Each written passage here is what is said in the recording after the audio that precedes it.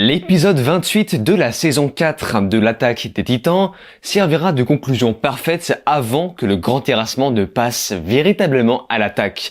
Et du peu qu'on voit, ça cogne déjà sévère, hein.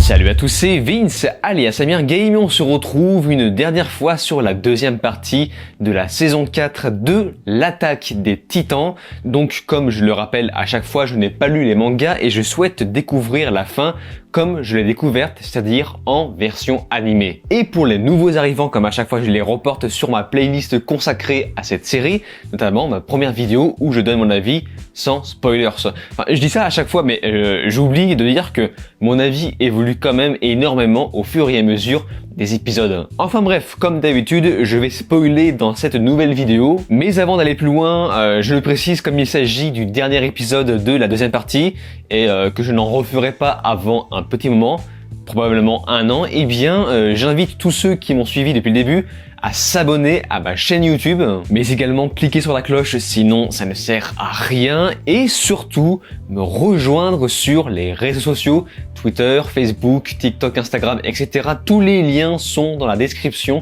Rejoignez-moi parce que je trouve qu'on n'est pas assez nombreux sur les réseaux. Mais trêve de blabla, car aujourd'hui nous allons faire le point sur l'épisode 28 intitulé « L'aube de l'humanité ». Ça fait peur et je pense qu'on a raison d'avoir peur.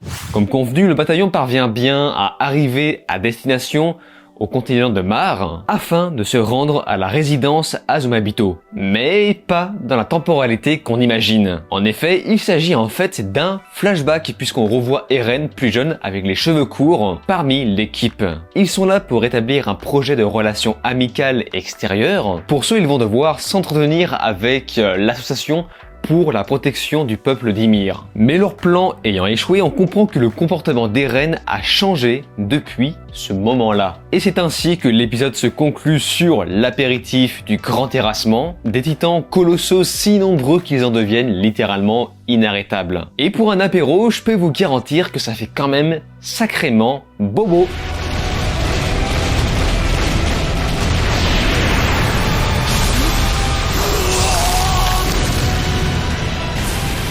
Cet épisode va nous aider à faire le point sur ce qu'était le peuple de Mars avant la potentielle destruction. Et c'est vraiment là pour nous aider à mettre le doigt sur le fait que le peuple était quand même sacrément raciste envers les autres. Et de la même façon qu'un des épisodes précédents, je pense que vous avez remarqué, mais ils ont sauté le générique d'intro, mais également le générique de fin pour économiser du temps. Et d'entrée, l'épisode s'ouvre sur la remise en question de Mikasa sur le comportement d'Eren, ce qui va nous emmener à cet énorme effet de montage. Un montage qui te donne l'illusion que l'intro se déroule dans le présent, alors qu'au contraire, elle en profite pour faire un flashback sur un moment qui s'accorde avec le moment présent. Dans ce flashback, on voit le bataillon avec, comme toujours, des filles qui s'habillent en costard. Enfin, ça c'est un point que je n'ai jamais mentionné, mais c'est vrai que les filles s'habillent en costard parmi les soldats. Et c'est là qu'on se rend compte à quel point les personnages de SNK sont quand même plutôt androgynes, que ce soit les filles ou les garçons. Et là où ils sont extrêmement malins, c'est que ce concept de costume va justement servir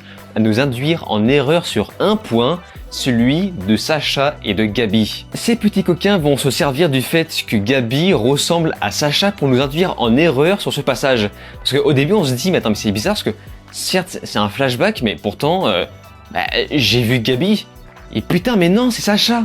C'est génial. Le fait que Gabi ressemble à Sacha, pour moi, c'est vraiment une idée de fou qui a servi plusieurs fois dans la série. On l'a bien vu d'ailleurs. Mais autrement, l'épisode 28 de la saison 4 va surtout nous servir pour mettre en avant davantage le personnage d'Eren. Dans ce flashback, Eren est très pensif.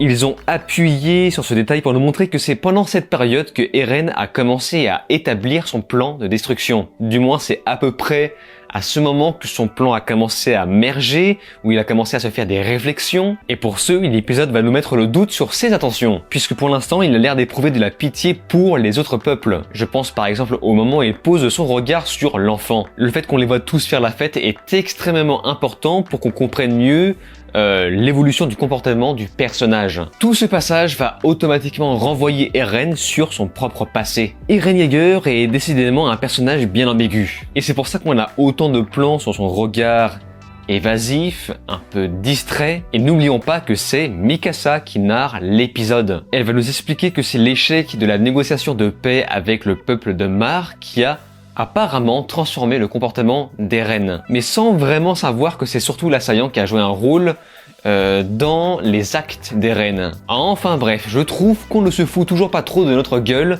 concernant eh bien, le visuel, notamment les décors, le décor des mares. Pareil au niveau de la musique qui nous plonge complètement dans l'ambiance de cette intro.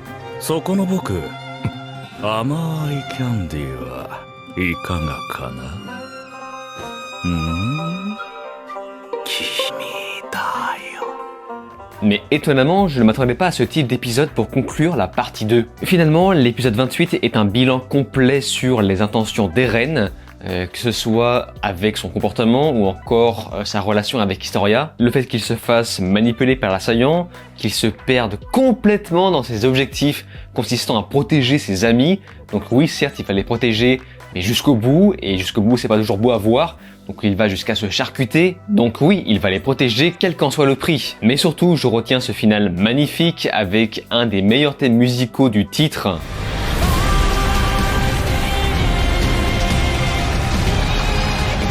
On voit enfin la forme de l'assaillant sur toutes ses coutures, de front, et je pense qu'on n'avait pas vu ça avant. On l'avait vu de loin, ou même vite fait une représentation du visage. Là, on se rend compte à quel point elle est gigantesque en la mettant à côté des titans colossaux qui sont déjà censés être immenses. Imaginez-vous, putain, la taille du truc. Franchement, ça fait froid dans le dos rien que de s'imaginer une telle chose. Et je viens de comprendre pourquoi en fait ils ont besoin d'un avion pour pouvoir atteindre Eren. Parce que moi, souvenez-vous dans la vidéo précédente, j'avais dit que je ne comprenais pas pourquoi ils n'y allaient pas simplement à dos de titan. Et bien c'est vrai qu'il faut se rappeler que un titan colossal c'est déjà suffisamment grand comme ça, mais l'assaillant est beaucoup trop grand pour l'atteindre à dos de titan. Là il faut vraiment employer les gros moyens pour pouvoir stopper Eren, et ça ne sera pas chose facile, hein. Donc ce début de grand terrassement franchement m'a mis l'eau à la bouche. Ça pète dans tous les sens, mais alors vraiment, et en plus on voit que dalle. Enfin c'est juste, on voit que dalle, et pourtant on comprend à quel point ça pète dans tous les sens. Enfin bref, j'ai encore des choses à dire pour conclure la vidéo, mais avant ça, j'aimerais mentionner quelques petits commentaires de ma vidéo précédente. En commençant par MrG Edits, qui nous parle du titan mâchoire, en me confirmant que oui, en effet, il a bien été fait en 2D pour l'instant, car selon lui, il s'agit en fait d'une transformation défaillante. Comme vous pouvez le voir, il utilise sa mâchoire originale, car il a du mal à utiliser sa mâchoire extérieure. Normalement, sa version 3D pour la partie 3 sera sa forme finale, sa version aboutie du mâchoire. Et c'est pour ça que certains commentaires comme Robin Aurélien trouvent que le titan de Falco a des attributs de rapace. Et bien c'est pour cette raison en fait, il s'agit d'une transformation défaillante. Et nous finissons sur Knight qui nous dit que même s'il ne cautionne pas le choix d'Eren, il faut reconnaître que le peuple de Mar se mange un bon gros retour de bâton après avoir maltraité les Eldiens.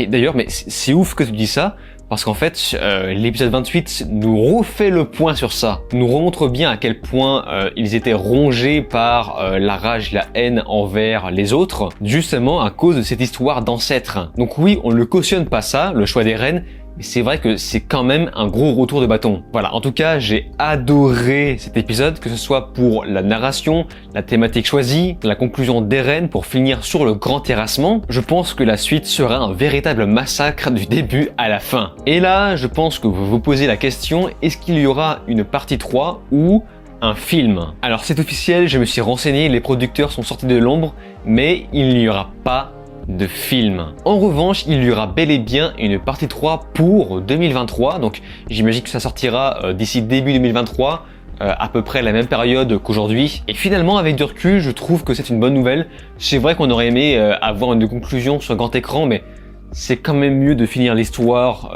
comme ça a commencé, en série proprement. Au moins là, on est sûr que ça ne sera pas bâclé. Et c'est pourquoi je vous donne rendez-vous sur ma chaîne YouTube d'ici début 2023. Je serai là quasiment toutes les semaines, hors de question de rater ce grand spectacle avec vous. Mais pour l'heure, je vous remercie sincèrement de m'avoir suivi depuis le début de cette partie. Faire des vidéos activement sur cette série toutes les semaines, c'était pas facile. D'ailleurs, ce n'est pas pour rien que j'ai raté un épisode, puisqu'il fallait que je prépare à l'avance les dossiers, me renseigner d'un côté, me lève tôt pour préparer ma vidéo. Et j'ai été surpris de voir que pendant un moment, il y a eu une énorme hausse d'audience, puis une énorme baisse.